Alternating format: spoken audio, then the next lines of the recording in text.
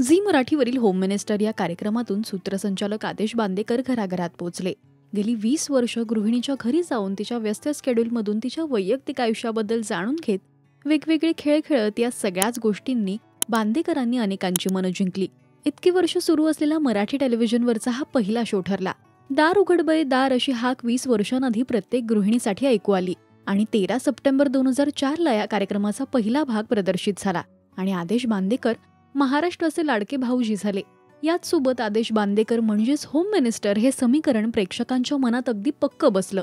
बांदेकर प्रेक्षकांच्या घरी जाऊन त्यांच्या फॅमिलीबद्दल जाणून घेत विविध खेळ खेळत घरच्या लक्ष्मीला पैठणी देऊन तिचा सन्मान करत असं या कार्यक्रमाचं स्वरूप होतं. या कार्यक्रमाला इतका प्रेक्षकांचा प्रतिसाद मिळाला की प्रत्येकाच्या घरी जाणं बांदेकरांसाठी कठीण होऊ लागलं. तरीही कोणाला नाराज न करता हा कार्यक्रम गेली 20 वर्ष सातत्याने सुरू होता. काही दिवसांपूर्वी या कार्यक्रमाने प्रेक्षकांचा निरोप घेतला. तर आता टेलिव्हिजनवरील कमबॅकबद्दल आदेश बांदेकर मुंबई टाइम्सशी बोलले आहेत. बांदेकर म्हणतात, गेली 20 वर्षांमध्ये साधारण 6500 भाग झाले. अंदाजे 6 लाख कुटुंबांबरोबर थेट संवाद साधता आला. या प्रवासात अनेक कुटुंबांना आणि माऊलींना भेटलो. त्यांच्या चेहऱ्यावर समाधान पाहून मला एक ऊर्जा मिळायची. लाखो किलोमीटरचा प्रवास झाला. केवळ महाराष्ट्रातच नव्हे तर देशभरात कार्यक्रमाचं चित्रीकरण झालं. आजही लाखो कुटुंब होम मिनिस्टरची वाट बघतायत.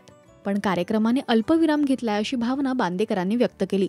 ते म्हणाले, गेला महिनाभर मी प्रचाराच्या कामासाठी महाराष्ट्रभर फिरत होतो.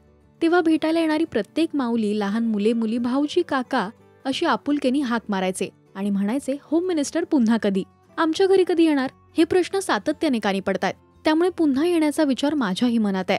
आता कोणत्या स्वरूपात बांदेकर प्रेक्षकांच्या भेटीला येणार याची उत्सुकता सगळ्यांनाच लागली आहे. येत्या महिन्यात त्यांचा आदेश बांदेकर लाईव्ह या कार्यक्रमाचा परदेश दौरा होणार आहे.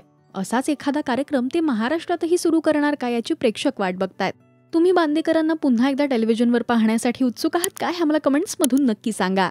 मराठी टेलिव्हिजन विश्वातील बातम्या, अपडेट्स आणि गॉसिपसाठी तुम्ही सबस्क्राईब करा राजश्री मराठी.